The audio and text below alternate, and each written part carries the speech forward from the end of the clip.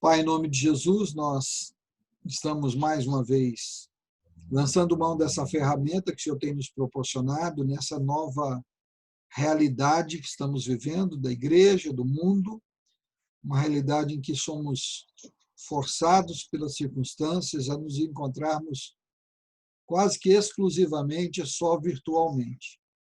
Entendemos que isso é um período, entendemos que o Senhor está dirigindo, sentimos falta de estarmos juntos, de congregarmos mais de próximos, sentimos falta do calor humano de cada um dos irmãos, mas também uma oportunidade de estarmos nos dedicando mais à Tua palavra, demonstrando a nossa perseverança, o nosso amor pelas coisas do Senhor, o amor pela Tua palavra, o amor pela igreja. É uma oportunidade que o Senhor tem nos dado. Queremos agradecer ao Senhor por ela. Nessa noite eu quero pedir que o Senhor fale conosco através da Tua palavra, hoje que vamos estudar esse trecho da Tua palavra, do Evangelho de Marcos, no capítulo 15, e que o Senhor esteja abrindo o nosso entendimento e falando conosco. É assim que nós oramos, nós nos lembramos dos nossos irmãos que estão enfermos, aqueles que estão aguardando o resultado de exame, aqueles que já tiveram o resultado de exame, aqueles que estão apreensivos, aqueles que estão tranquilos, que o Senhor esteja guardando cada um deles. Peço de uma maneira especial pela família do nosso irmão Almeida, que o Senhor esteja confortando, consolando o coração deles nesses momentos tão difíceis, e que a Tua bênção esteja sobre nós. Quero aproveitar e agradecer ao Senhor por mais um ano que eu e Raquel comemoramos na Tua presença, da nossa união, que o Senhor tem sido bondoso, maravilhoso, misericordioso para conosco. Assim nós oramos, agradecidos em nome de Jesus. Amém. Irmãos, obrigado pelo carinho. Hoje nós estamos completando 32 anos de casado e daqui 2 dias, 33 anos de noivado. É 1/3 de século. É muito tempo, graças a Deus. Marcos capítulo 15, de 1 a 21. Vamos ler? Logo pela manhã, entraram em conselho os principais sacerdotes com os anciãos e os escribas e todo o sinédrio. E, amarrando a Jesus, levaram-no e o entregaram a Pilatos.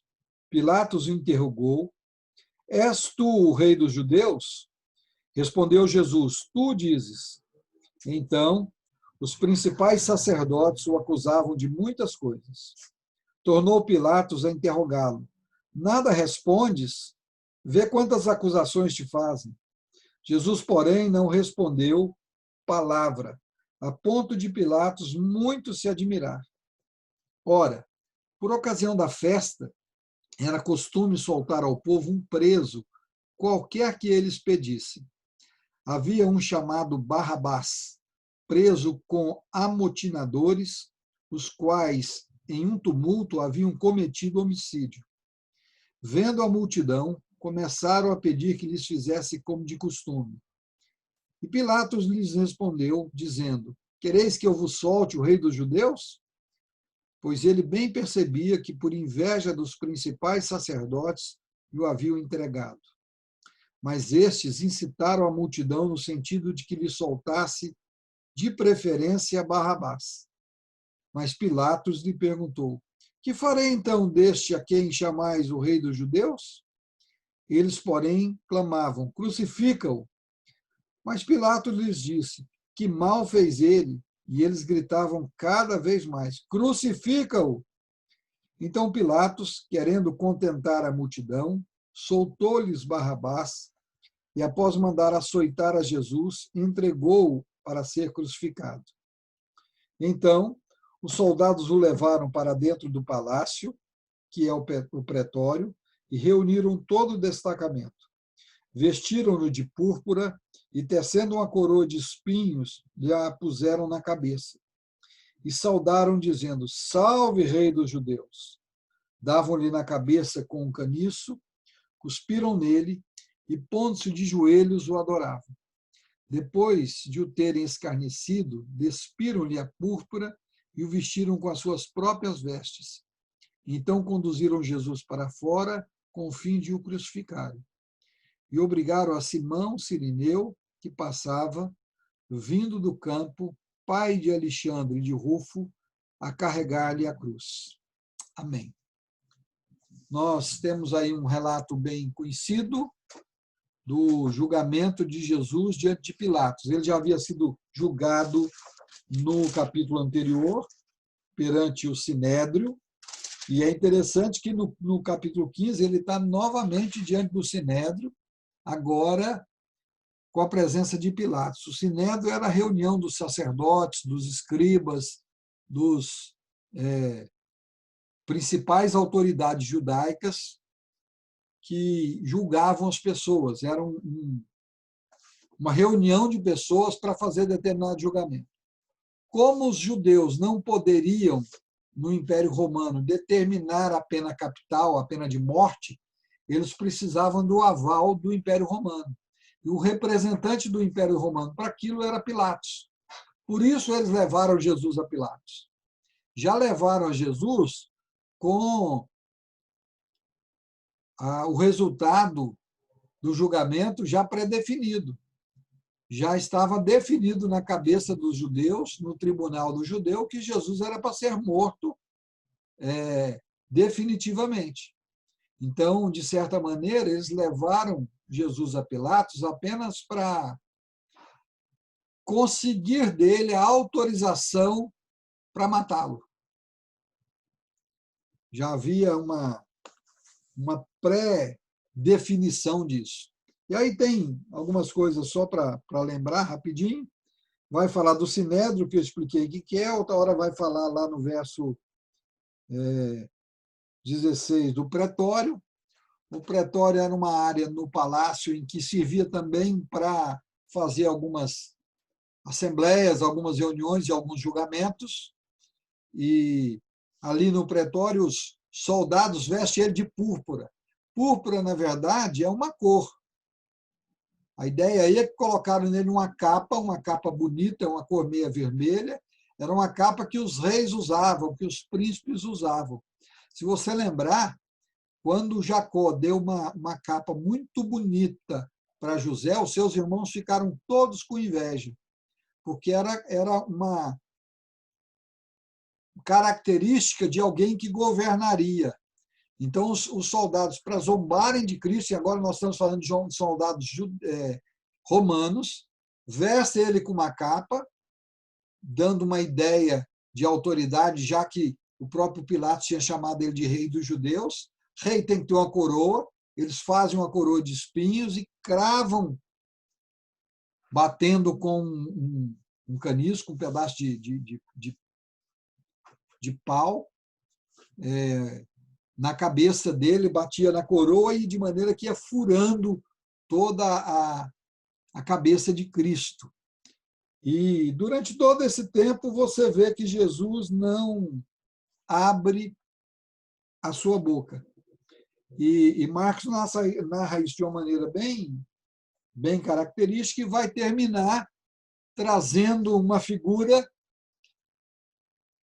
de uma pessoa que passava por ali, chamado Simão Cirineu, ou seja, ele era de Cirene, ele é da África, provavelmente um negro africano, que eles falaram, não, Jesus já não estava aguentando carregar a parte lá da cruz que ele estava carregando, e eles obrigam esse homem a carregá-lo.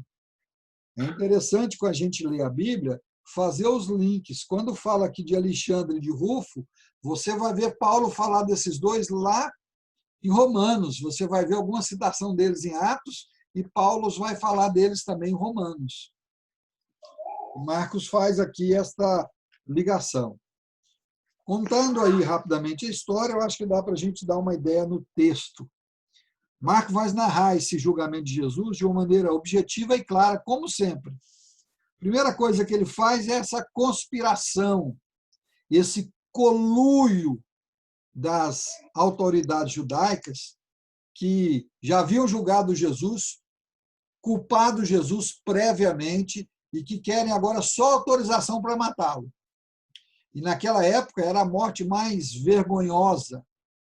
Basta você pensar que era uma morte extremamente dolorosa e era feito ao ar livre.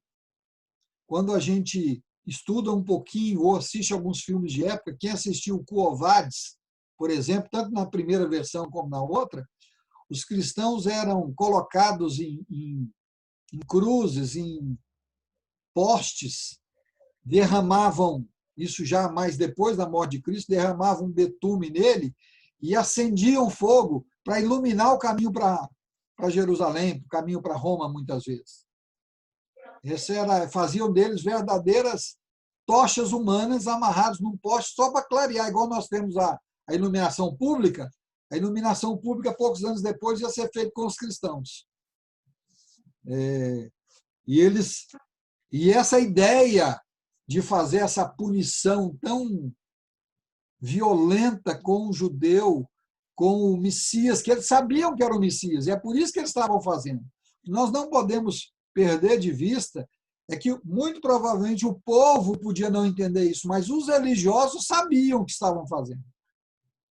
E eles fizeram um conluio, deliberadamente, eles levam Jesus para ser executado. O texto diz, logo pela manhã, entraram em conselho os principais sacerdotes com os anciãos. Olha, os sacerdotes, os anciãos eram os sábios, aquelas pessoas de uma palavra de peso na congregação judaica.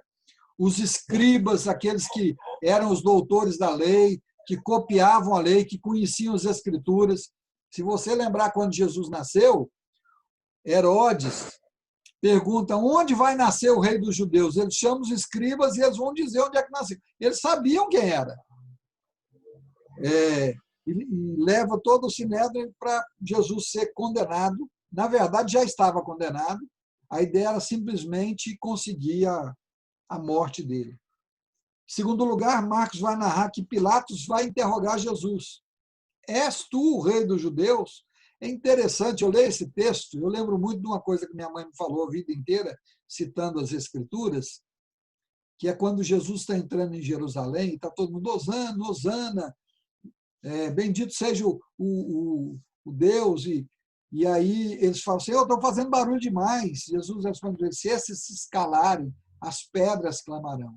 Mais uma vez, um ímpio levanta e pergunta, é tu mesmo o rei dos judeus? Pilatos é quem não deveria nem questionar isso. Na cabeça dele, ele era um incrédulo. E é ele que pergunta, e a gente vê pela narrativa que nós lemos, que ele tenta, de várias maneiras, livrar Jesus. Mas, como todo bom político e político corrupto, ele quer estar bem com o povo. E, por querer estar bem com o povo, ele cede à pressão e manda crucificar Jesus. Mas ele tenta fazer isso. No verso 3, nós vemos os principais, novamente, sacerdotes acusando Jesus. Olha o que diz o verso. Então, os principais sacerdotes o acusavam de muitas coisas. E torna Pilatos a perguntar, e ele nada responde.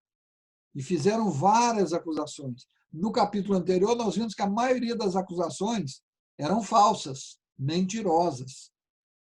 Eles estavam, de certa maneira, hipocritamente simulando um julgamento. Já estava julgado. Eles já tinham determinado que Jesus devia morrer. Eles já tinham até pago para alguém traí-lo. Então, eles estavam simuladamente fazendo isso. E Pilatos fica admirado porque Jesus não abre a boca, não se defendia. Era costume, num julgamento romano, a pessoa ter direito, o acusado tinha direito de se defender, mesmo que ele fosse condenado à morte. A gente vai ver isso, por exemplo, lá em Atos. Logo no início, quando Estevão é condenado à morte, apedrejado, ele se defende, faz uma defesa belíssima do plano da salvação. Ele resume todo o Antigo Testamento em um capítulo das Escrituras. Nós vamos ver depois Paulo se defendendo várias vezes lá no livro de Atos. Era muito comum. Jesus não abre a boca. E aí o texto vai dizer desse costume que tinha, e era um costume que Pilatos deu sequência, que era um costume para manter o povo judeu mais, como é que eu vou dizer assim, meio que para seduzi-los, para corrompê-los, dava um agrado para eles na festa. Que festa?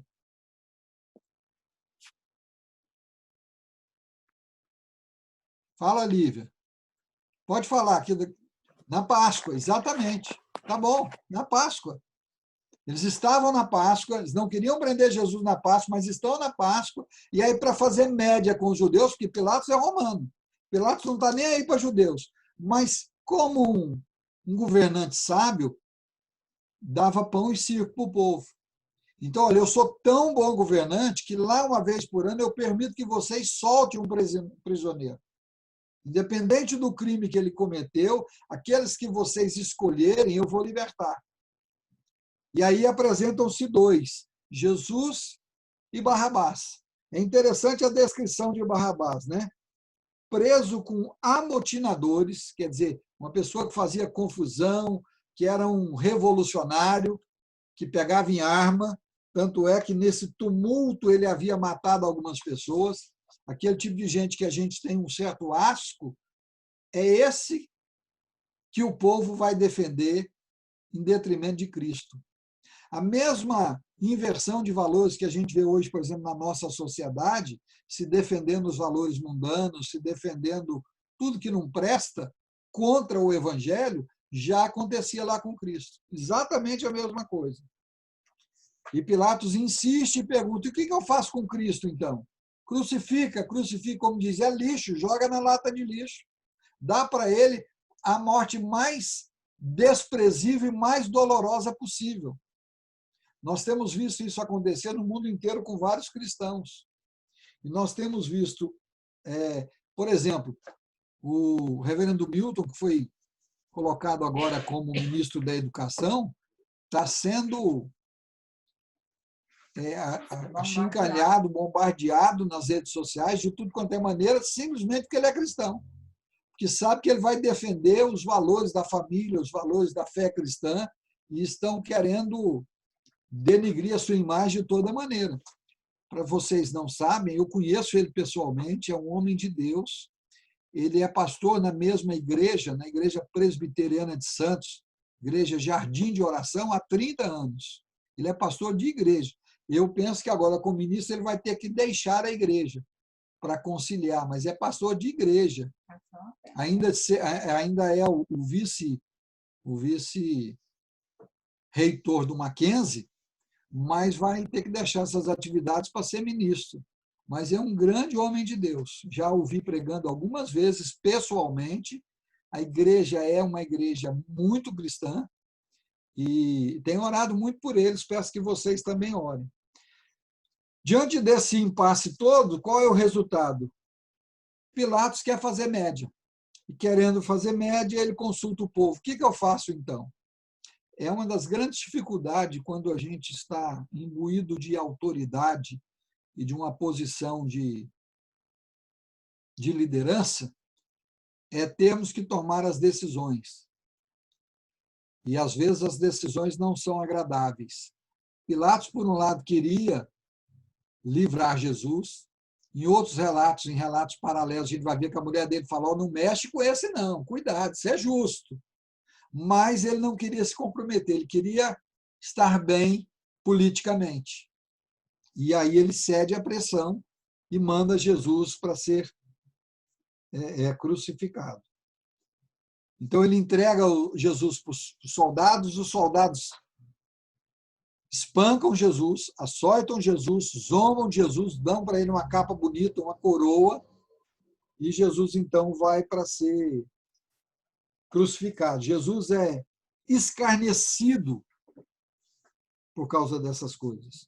Ele também é agredido. Verso 16 diz que ele é escarnecido, os soldados o levaram para dentro do palácio, que é o pretório, e reuniram todo o destacamento, vestido de púrpura, tecendo a coroa de espinhos do puseram na cabeça, e saudavam, dizendo: salve, rei dos judeus! Zombavam dele. Mas na frente nós vamos ver na crucificação que um dos ladrões, dos bandidos, também zombava: ah, se tu és o Cristo, salva-te, salva nós também. Quantos de nós não falou: mas cadê o seu Deus que não livra a gente dessa doença? Que não livra a gente dessa situação? Que Deus é esse? Não mudou muita coisa. E ele é agredido, e após tudo isso, eles ainda pegam alguém que estava passando, alguém que eles desvalorizavam. A gente tem que lembrar que o o Império Romano era extremamente depravado, mas, ao mesmo tempo, era extremamente preconceituoso. Aqueles que eram dominados por eles não tinham valor. Judeus não tinham valor, um escravo negro como Cirineu não tinha valor nenhum, então ajuda aí, carrega isso aí, e ainda como se estivesse fazendo média com Cristo. Algumas, pelo menos 3 aplicações práticas desse relato aqui para a gente. Primeiro que a gente tem que entender que todo o sofrimento de Cristo e do cristão faz parte de um plano de Deus.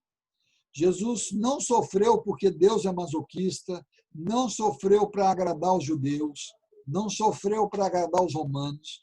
Ele sofreu porque fazia parte do plano de Deus, já havia sido previsto que o castigo que nos traz a paz estava sobre ele, que pelas suas pisaduras nós fomos sarados, que ele foi moído pelas nossas transgressões e tantas outras profecias. Então, tudo que ele sofreu foi porque já estava pré-estabelecido no plano de Deus. Hoje nós sabemos isso, que nós olhamos para o passado. Muitas vezes a nossa dificuldade no dia a dia é que o nosso sofrimento hoje, nós não entendemos por que nós estamos passando isso e nós nos achamos, no mínimo, igual a Deus, que nós temos o direito de querer saber por que eu estou passando isso. As pessoas falam assim, mas por que tem que sofrer tanto? O grande dilema das religiões e do cristianismo, que a pergunta que mais se faz é sobre o mal. Se Deus é bom, por que tem o mal? Se Deus é bom, por que eu tenho que sofrer? As pessoas não entendem o plano de Deus e ficam se achando no direito de questionar a sabedoria divina.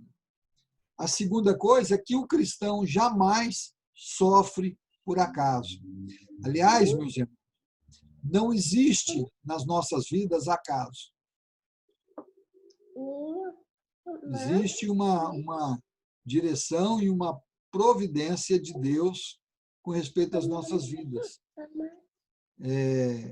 Não é por acaso que nós sofremos, mesmo que eu não entenda o motivo. Deus tem um projeto, tem um propósito.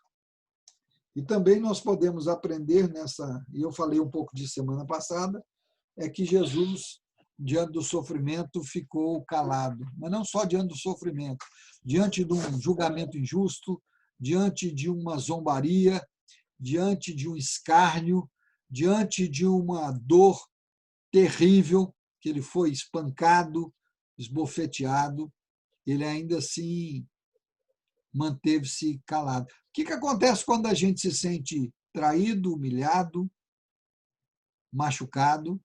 A gente fica com raiva e quer revidar. A gente quer vingança, a gente quer... por exemplo, nosso sangue, que é latino, fica nervoso na hora, você fala, eu, por exemplo, sou meio italiano, falo mais alto ainda, começo a gritar, e eu lembro no início do casamento era um problema, porque alguma coisa me desagradava, eu começava a falar com a Raquel mais alto, e ela falava, não grita não, eu falava, não estou gritando, aí é que eu gritava, sabe? Quando eu percebi, eu estava gritando por causa de uma reação aparentemente normal, mas é normal de um homem que não tem o domínio do Espírito Santo. É normal para alguém que não está deixando Deus cuidar da sua vida. Nós precisamos aprender com Cristo e saber nos controlar, a saber ficar calado, a sofrer o dano. Foi isso que Jesus fez. Semana que vem nós vamos ver a morte de Cristo.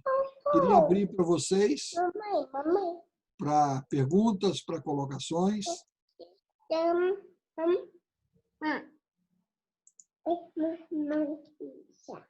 Quem quer perguntar alguma coisa?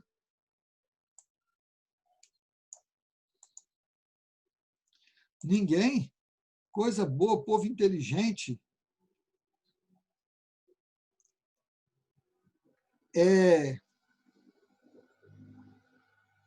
Então, eu olho esse texto e vejo, por exemplo, o que o nosso Congresso Nacional ou até mesmo o Supremo tem feito, por exemplo, com o nosso presidente e com as medidas dele, é tudo carta marcada.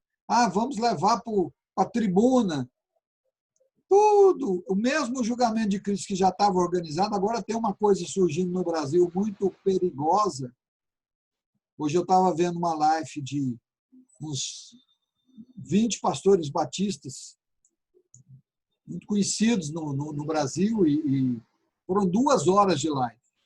E uma das colocações deles, com razão, foi sobre isso, o perigo que nós estamos tendo desta lei de abuso da religião,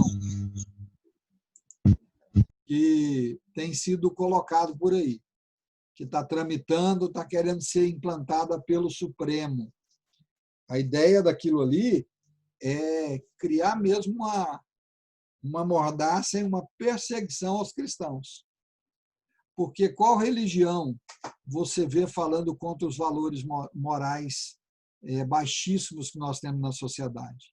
Condenando essas coisas, condenando a homossexualidade, condenando o sexo livre, condenando toda essa corrupção. A única que a gente vê é o verdadeiro cristianismo. Então, nós precisamos estar mais atentos e orar por isso. Porque isso não é novo. Antes de Cristo já tinha, no tempo de Cristo teve e continua tendo, e cada vez piora mais. Irmãos, já deram o aviso aqui do horário.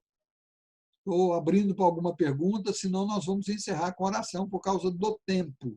Quero agradecer vocês que estão presentes.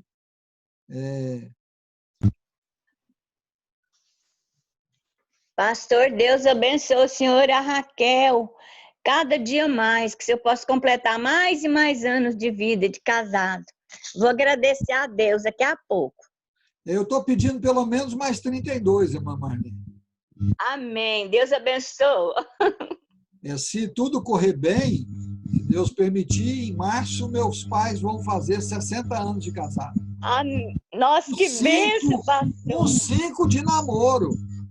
Amém, glória a Deus. Vai permitir, sim. É muito tempo. São Eu acho mais 65 anos o tempo de casado do que o dia do casamento, pastor. Eu também acho. É muito importante isso. Deus abençoe grandemente. Eu amo muito vocês. Vocês são muito importantes para mim. Amém. Que bom, irmãos. A gente vai continuar. Nós estamos com alguns projetos aí. Eu devo colocar um vídeo no sábado para domingo, sobre a ideia da escola bíblica virtual. Já começar a lançar algumas ideias aí para vocês. Temos algumas novidades para o mês de agosto. Eu vou estar anunciando para vocês aí. Aqueles que quiserem participar, nós entendemos que a igreja precisa continuar. E também entendemos que a normalidade não vai voltar tão cedo. Por exemplo, nós temos visto mais pessoas estando enfermas, umas com dengue, outras com Covid, e nós temos que tomar muito cuidado com essas coisas. Nós precisamos seguir a nossa vida cristã, a nossa fé. Antes do final do mês, nós estamos terminando mais uma leitura bíblica, a segunda desse ano, a glória do Senhor. Então, a gente está caminhando, estamos trabalhando, estamos orando. Lembrem de orar por mim, para Deus dar força, alegria, ânimo. Vamos orar? Pai, obrigado por esse tempo aqui, obrigado por cada irmão, cada irmã que participou, pedindo que o Senhor complete essa palavra nos corações, que o Senhor nos motive cada vez mais a buscar ao Senhor com toda a nossa força, para a glória do Teu nome, em nome de Jesus. Amém. E daqui um pouco vai desligar. Um abraço para vocês, Deus abençoe a todos. Muito bom vê-los, ainda que à distância. Meu coração está apertado de vontade de abraçá-los. Beni, falei com o Pepe hoje, viu? A Cleuvinha. Souza, Dani. Falei com o Pepe, falei com várias pessoas hoje. Irmãos, lembrem de orar pelos pais da Lara, da Carol, desculpa, que está com Covid, o padrasto dela não está bem, a madrasta dela está no hospital de campanha, ela está bem abaladinha. Vamos orar por isso. Deus abençoe vocês. Fala, Beni. Bem, não, queria só dizer que eu falei com ele agora, ele está bem, graças a Deus, né? Ele me falou, fiquei feliz. Ó, Eu passo saudade aqui é tanta que essa noite eu sonhei com a escola bíblica, aqui pertinho de casa, e a Eliane me procurando qual que era a lição. coisa boa. Nós vamos Saudade. começar uma virtual aí para a gente não ficar sem, tá bom? A gente vai se Amém. falando. Deus abençoe, meus irmãos. Graça e paz a todos, que vai Amém. Tchau, cair. turma. Tchau, Deus abençoe.